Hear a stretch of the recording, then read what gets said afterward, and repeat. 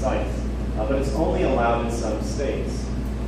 I think California, Oregon, Washington, Nevada, New Mexico, and Colorado, of the 40 states that have some sort of cannabis law on the books, this is only allowed in about a half a dozen states.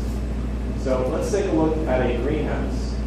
So this is the greenhouse with supplemental lighting. What you'll notice is that there's far less number of lights. Perhaps for every 4 or so plants, there's a light. That's literally 1/4 the use already, just moving to a greenhouse model, which is banned in most states. This is a typical Northern California farm, Humboldt County. So this is 100% off the grid. You'll see that there is a solar panel there. It gets its water from a catchment pond, so whatever rain falls into the pond, that's what gets used. The solar panel provides power to the fans in these superstructures, which control the temperature and humidity. And I don't know if you can see them, but right at the top here are some fans that all solar power. There's another solar panel. And these superstructures retract, so when you need to say, induce flowering, reduce the light cycle, you can pull the covers. So that's what these light covers are for that are lined up on the side here, are for inducing flowering. So if you need to place it there. So this is probably taken in late June, early July. And this basically, when harvested and replanted, this operation provides about 2 harvests a year, about 2 crops a year. All right, well, what about open air production? So it's often called sun-grown. It's allowed in a few states. It's about 1 to 2 crops per year. This is the lowest carbon footprint or resource utilizing type of production. This isn't the United States. It's not even Mexico. It's Spain. But this is an open air farm. Here's the farm from California again. So when we think about these two systems, we have open air, we have greenhouse, we have indoor. We have another issue, regulatory models. Are you the most popular? Is oftentimes not the most responsible method, but the plant count-based model and the square footage model. They're going head to head right now. The plant count model seems to be the most popular one. So what's a plant count-based model? So you limit the number of plants grown per patient or per parcel. Often limits the number of patients a farmer is allowed to produce 4. You produce 3 plants for every patient. It's easy for law enforcement to count, I guess, higher than 10. But they have to go in and count those plants. But what this does is it encourages the farmer to produce the largest plants possible in a much longer propagation cycle. So if you have plant numbers versus square footage size, you're going to grow those plants as big as you can, which means they take longer to harvest. And this increases the consumption of natural resources, increases water consumption, increases pesticide use. It also increases the use of pest and disease issues. And what's further frustrating about growing cannabis plants really, really big is only the outer 2 feet is usable cannabis material. So here's a picture of a plant produced by the plant count model. It's fatter than a law enforcement officer. You can see how wide it is, how tall it is. But really, not much of this is going to be usable flowering material. It's pushing 10 feet tall, just about as wide. This is probably early to mid-August. So this is another slide. These were photoed in Northern California, 2010, 2011. And this is a farmer that's limited to 99 plants under the 9.31 collective cultivation program. This was close to a 1/4 acre of mature plant canopy, but much of this mass is all wasted because only the outer parts are usable cannabis material. So due to the large size of the flowers produced on these plants, there's an increased risk of infection. Imagine trying to cure something that's smaller versus something that's really thick. It's more prone to inaccurate curing and processing down the line. Growing a larger number of smaller, easier to manage plants is a much better way to go about this. This is what a plant count number looks like indoors. So, square footage model. This is what's used for everything else. Regulates the square footage farm cultivated space. It's an agricultural approach to cannabis regulation. Allows the farmer to reduce the length of the crop's life cycle. Results in easier to manage plants. Reduces resources. And ultimately results in a safer product. This allows regulators to estimate crop yields, reducing the opportunity for illegal diversion of the crop. It's much easier to determine crop yields based on canopy size, because that's what the science is based on, is determining square footage of plants produced to biomass. Again, similar regulatory approach to what already exists and is used for lettuce and other crops. So here is a picture from Spain again. Now you notice, after comparing those 10-foot tall plants, how short these are. 3.5 feet, maybe reaching 4 feet tall at maturity. Very easy to monitor, manage, maintain, and produce a moderately sized flower that's easy to dry. Here's an example of a square footage approach to an indoor cultivation space.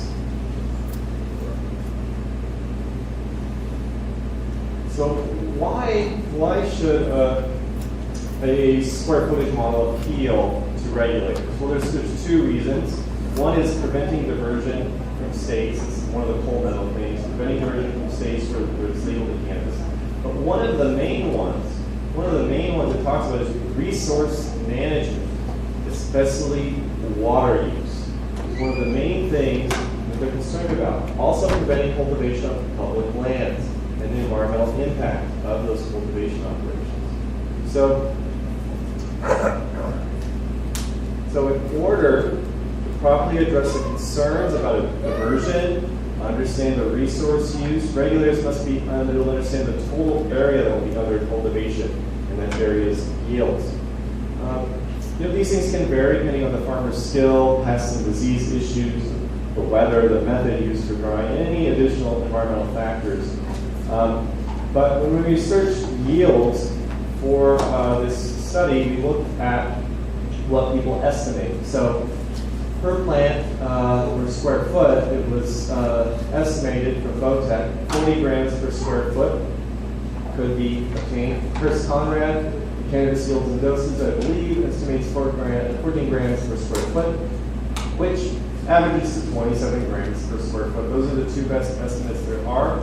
So we're going to go with that and say that on average, you can produce roughly 27 grams of prepared flower per square foot of cannabis. And of course, this all depends. But what changes the water? Well, it depends on the method of cultivation. It really affects how much water you use. The length of life cycle you use during cultivation. Are you growing these plants for 2 months or 4 months? Using water-saving irrigation techniques. And there's tons of other environmental factors, the medium, the climate, pots versus beds. This is our theoretical garden setup where we ran these tests. So we took a 200 square foot garden, outfitted with drip irrigation, emitters every 12 inches for 167 emitters per garden, and it's about a drip rate of 1 gallon per hour. Each garden is watered every day. Vegetative cycle 6 minutes daily, flower cycle 10 minutes. Each garden uses 167 gallons of water per hour, or 2.78 gallons per minute. So let's go look at the cultivation model. So let's say you're allowed to grow 2 plants. You might grow them as big as possible. This is 200 square feet of cannabis plant materials, but you're growing the plants longer. So in order to grow plants that are 10 feet tall by 10 feet wide, you're going to have to grow from May to August, at least 90 days, which means 1,500 gallons of water. Flower cycles another 1,600. So the total life cycle actually of these plants is 150 days. So that means that you're using 3,000 gallons of water used for the total life cycle. But the estimated yield is about 12 pounds, 11.89 pounds under this model. Let's say that you're allowed to grow 8 plants. and they grow them 5 by 5 by 5 by 5 foot by half the size. Well, according to our analysis, this would roughly result in about a 120-day life cycle. Not as bad, but you're still using 2,600 gallons of water to produce the same amount of cannabis. So, just to recap, 2 really huge plants will take longer in their life cycle, require more water to cover the same square footage area. However, by using smaller plants, you can actually decrease the amount of water you're using and get the same yield of usable material. Let's move into another model. Let's say we go to Spain in the outdoor model with 3-foot plants. Well, we're looking at a 90-day. We've cut it in half from the 2-plant model. We're looking at 1,500 gallons of water. That's half as much water that's being used, and you're producing the same amount of cannabis through this model. So the take-home message here is that by growing smaller plants, not doing the plant number model, you can actually use less water, less resources. If you're applying pesticides or pest treatments, you'll be using more of that stuff. You have to go 90 days versus 160 days. Those are some of the issues. So it's not the number of plants that determines a crop's yield. It is the area, the square footage of the mature flowers cultivated. And that's the point you have to make to regulators. So, I lived in California, I was born in California, I've been living on the East Coast for about 10 years now, and I still get excited when it rains in California. But, and people on the East Coast understand that. But when we talk about cannabis and water consumption, cannabis actually consumes the least amount of water than any other crop or activity you can see up there. So this is the gallons of water produced a single serving. Whereas cannabis again is at the bottom, coming at a couple of gallons of water per serving, way down there. Where a hamburger would be about 110 gallons of water per serving. Tomatoes, rice, almonds, they're consuming most of the water. Fracking is consuming more water than cannabis. So, let's see. Some farming facts. Fun stuff here. So 29 out of 58 counties ban all open air and greenhouse cultivation in California, more than half. Within the 29, 14 have restrictions resulting in bans on small parcels within incorporated cities and requiring permitting that is almost impossible to obtain. Costs, onerous regulations. So basically, Calusa, Fresno, Sao Paulo, and Sutter, limits are set by the discretion of the Department of Development Services, and this basically has resulted in a de facto ban on all forms of cultivation. So why are there so many cultivation bans? Well, there's a lack of regulation or guidance for a crop that is estimated to be worth billions of dollars a year. Cities and counties fear federal preemption. Nuisance and neighborhood issues, environmental degradation of public and private lands. Here is a fine example of commercial cultivation in a residential neighborhood. This is not the traditional type of zoning where cultivation of agricultural crops is allowed. For instance, how often have you seen a backyard that looked like this but was filled with tomatoes or wheat or corn?